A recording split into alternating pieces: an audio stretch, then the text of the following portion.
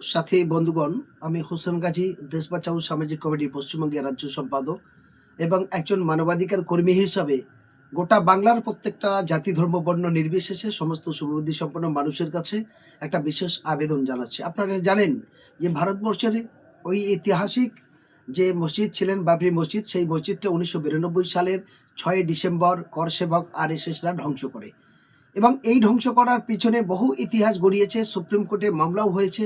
সেই দীর্ঘ লড়াই করার পরে সারা বিশ্বে জুড়ে তা নিয়ে তোলপাড় আলাপ আলোচনার মধ্যে দিয়ে উত্তপ্ত ভাব তৈরি হচ্ছে। তারপরে দীর্ঘমেয়াদী প্রায় 35 বছর পরে আবার পশ্চিমবঙ্গের মুর্শিদাবাদ জেলার ভরতপুরের বিধায়ক তথা রেজিনগরের বাসিন্দা স্থায়ী নাগরিক মাননীয় হুমায়ুন কবির সাহেব তার প্রচেষ্টার মধ্যে দিয়ে রেজিনগর ছেতনিতে আবার সেই বাবরি মসজিদ প্রতিষ্ঠা হতে চলেছে। ইতিপূর্বে এই বাবরি মসজিদের যাতে না করতে পারে তার জন্য কলকাতা হাইকোর্টে দুবার মামলা করলেন। প্রথম মামলা করলেন, সেই মামলা থেকে তিনি পরাজিত হয়েছেন। যিনি মামলাকারী, সেই মামলাকারী হাবিবুর রহমানের মাধ্যম দিয়ে বাবরি মসজিদের রায় ঘোষণা হলো যে মসজিদ করতে পারবে। সেকেন্ড আবার পিটিশন করেছেন, হাইকোর্ট পরিষ্কার জানিয়ে দিয়েছেন এই মামলা বারবার মিথ্যা করে এরকমভাবে হাইকোর্টে আনা যাবে না, খারিজ করে দিয়েছে। অবশেষ মসজিদের কাজ শুরু হলো, সেখানে অনেক জল গড়ালো, তারপর বহু বিতর্কিত হলো। তৃণমূল বিজেপি সেই নিয়ে বিভিন্ন রকম পরিচালনা করলেন। করার পরে কি দেখা গেল, মুর্শিদাবাদ জেলার জমিয়তের একজন সভাপতি প্লাস তিনি একজন মাওলানা, একজন মুফতি, তিনি একজন সরকারি টিচার, মুফতি নাজমুল সাহেব নামে, তিনি শুরু করেছেন কি বাবরি মসজিদ করা যাবে না, বাবরি মসজিদ করলে অনেক দাঙ্গা হবে, অনেক হাঙ্গা হবে, এই জিনিস মেনে নেওয়া যায় না, সব মুসলমান এক হও, এর প্রতিবাদ করো। তিনি কে? তিনি তৃণমূলের একজন সৈনিক। বন্ধুগণ, আপনাদের উদ্দেশ্যে বলতে চাই, বিশেষ করে মুর্শিদাবাদ সহ গোটা বাংলার মুসলমানদের উদ্দেশ্যে বলতে চাই, Dalit, Adivasi, ST SC, civil caste, OBC সহ সমস্ত স্তরের মানুষের কাছে বলতে চাই, এই মুফতি নাজমুল মানুষ কিন্তু মানুষ নয়।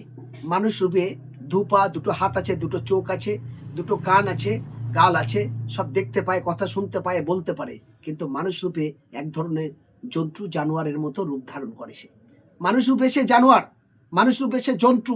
এই কথাটি কেন বলছি আমি জানি এই মুফতি নাজমুল শিক্ষিত মানুষ হয়ে অশিক্ষিতর পরিচয় দিচ্ছে, একজন অধমের মতো পরিচয় দিচ্ছে। কারণ যেখানে সুপ্রিম কোর্টে মামলা করলেন, সেই সুপ্রিম কোর্টের মামলা খারিজ করে দিয়েছে।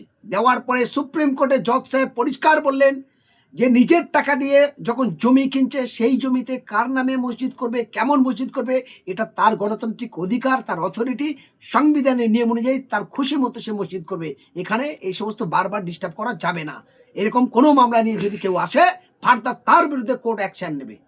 সুপ্রিম কোর্টের এত বড় জাজমেন্ট বেরিয়েছে, এত বড় কড়া স্টেপ দিয়েছে, তাহলে মুফতি নাজমুল সাহেব কি কলকাতা হাইকোর্ট বিচারপতির থেকে অনেক বড় ব্যক্তি? সুপ্রিম কোর্টের জজ সাহেবের থেকে অনেক বড়? তাহলে হাইকোর্ট, সুপ্রিম কোর্ট সবার ঊর্ধ্বে কি মুফতি নাজমুল? তাহলে কেমন দ্বিচারিতা? তার মানে এ দিদির চটিচাটা দালাল। এই দালালের দ্বারায় এ মুফতির নামে কলঙ্কিত, মুসলমান জাতীয় সমাজের কলঙ্কিত, ফলে একে জুতোর মালা পরিয়ে দেওয়া উচিত। এই কারণেই বলছি, আরে কত বড় বেঈমান আর কত বড় মির্জাপুর। এখান থেকে এই কথার ভাষাটা আমি কেন বললাম? আমি বলি, দেখুন দাদা, আপনার টাকা আছে, আপনি একটা সুন্দর দা তৈরি করেছেন, সেই দায়ের একদম খুব ধার, এই দা নিয়ে আপনি একটা ডাল কাটতে গেছেন, গাছের ডাল কাটতে গেছেন। ওই গাছের ডাল যখন কাটছেন, গাছের মধ্যে দিয়ে আওয়াজ আসছে, ওরে দা, তোর যত ধার থাক, তোর ক্ষমতা নেই তুই আমাকে কাটবি, কারণ তোর কাটতে গেলে আমার ভাই যদি তোর সাহায্য না করে, তাহলে তোর ক্ষমতা নেই, তুই আমার কাটবি। অর্থাৎ ওই দাটা কাটতে গেলে বা কুড়ুল দিয়ে কাটতে গেলে তার একটা বাঁট লাগে, সেই বাঁটটা হলো কাঠ, সেই বাঁটটা হলো কাঠ। তাহলে কাঠ দিয়ে কাঠ কাটতে হচ্ছে। ফলে এ হলো সেই মুফতি নাজমুল যে আমাদের সমাজের মানুষের মধ্যে দিয়ে একটা দায়ের মতো ব্যবহার করছে। অর্থাৎ মানুষ রূপে যে জানোয়ার, সেটা ওখানে প্রমাণিত হচ্ছে।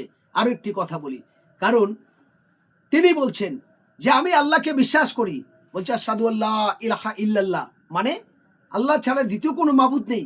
তিনি আল্লাহর উপরে বিশ্বাস নেই, তার আল্লাহর উপরে ভরসা নেই। তিনি মুফতি সাহেব, এত বড় দাড়ি, সুন্দর টুপি পরেন, সেই টুপির এবং দাড়ির সুন্নতে লেবাসের কিচ্ছু রাখছে না। আল্লাহর উপরে ভরসা নেই, তার আল্লাহর উপরে ইয়াকিন নেই।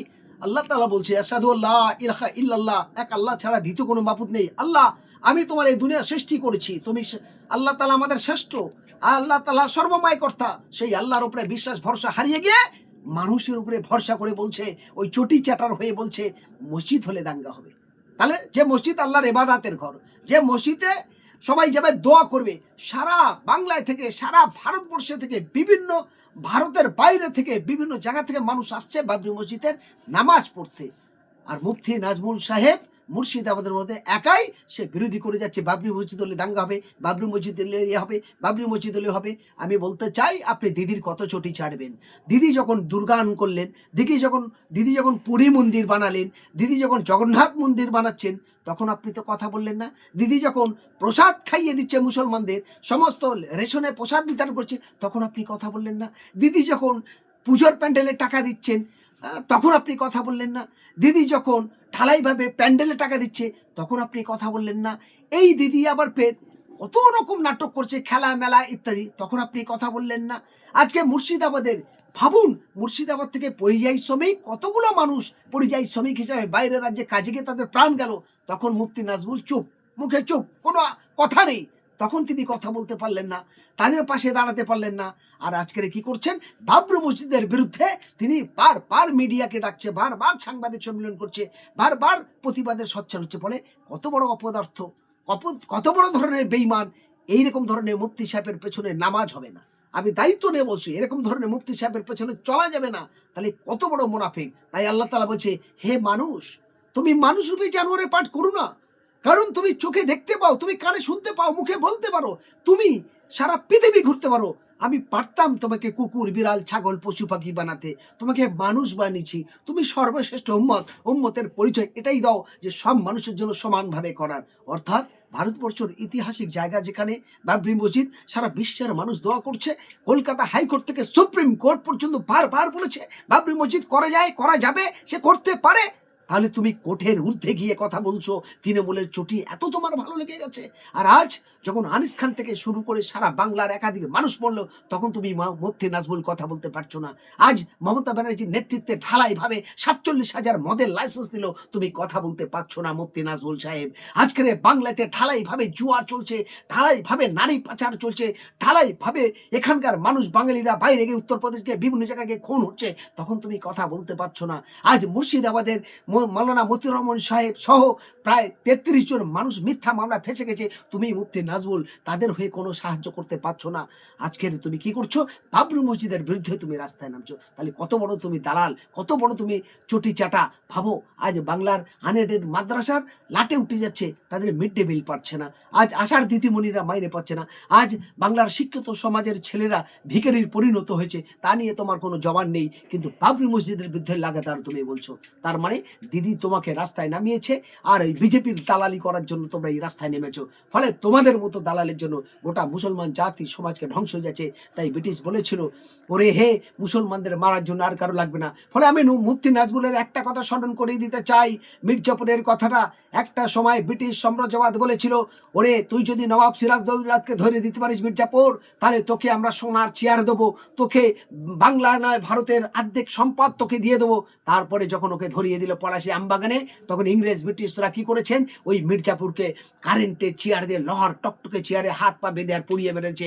বললো যে তোর মতো মির্জাপুরকে দুনিয়া বাঁচার অধিকার নেই, কারণ তুই যার খেয়ে পরে বড় হয়েছিস তাকে যদি বদনাম করতে পারিস, ফলে তুই পরে আমাকে ধরিয়ে দিবি, তোর দিয়ে বিশ্বাস করা যাবে না। অর্থাৎ মুসলমানের আরেকটা মির্জাপুর হিসাবে পরিচিত হলো মুফতি নাজমুল সাহেব। তুমি মুসলমান জাতি ও সমাজকে ধোঁকা দিয়ে মুর্শিদাবাদের মানুষকে বেঈমানি করে তুমি আবার অন্যদের দালালি করছো। তার মানে তুমি সেই বেঈমান, তুমি সেই মির্জাপুর, যে মির্জাপুর পেছন থেকে বারবার হাত ছড়িয়ে দিচ্ছে আর মুসলমানকে ধোঁকা দেওয়ার জন্য সুন্দর লেবাস, দাড়ি আর টুপি পরে, পাঞ্জাবি পরে আজ মুসলমান জাতিকে তুমি কলঙ্কিত করছো। তাই আমি বাংলার সুবুদ্ধি সম্পূর্ণ মানুষের কাছে বলবো, বিশ্বাস রাখুন, ভরসা রাখুন, সবাই মিলে দোয়া করুন, সবাই মিলে অর্থ দিয়ে সাহায্য করুন, শ্রম দিয়ে সাহায্য করুন, বিভিন্নভাবে বাবরি মসজিদের সহযোগিতার জন্য হাত বাড়িয়ে দিন। এই অনুরোধ আমি গোটা বাংলা সহ সারা বিশ্বের মানুষের কাছে রাখছি। কারণ কলকাতা হাইকোর্ট রায় দিয়ে দিয়েছে এবং দিল্লি সুপ্রিম কোর্টে রায় দিয়েছে বাবরি মসজিদ করা যায়, করা যাবে, এ নিয়ে কোনো রকম পিটিশন বা অভিযোগ আর নেওয়া হবে না, পরিষ্কার জানিয়ে দিয়েছে। তাহলে সেই হাইকোর্ট এবং সুপ্রিম কোর্টের বিচারপতি, মহামান্য বিচারপতিদের বিচারের রায়কে মান্যতা দিয়ে আগামী দিনে সব মানুষের বাবরি মসজিদের পাশে থাকার জন্য আমি বিনীত সঙ্গে আহ্বান জানিয়ে সবাইকে সুস্থ কামনা করে ধন্যবাদ জানিয়ে আমি আমার কথা এখানে শেষ করছি। ধন্যবাদ।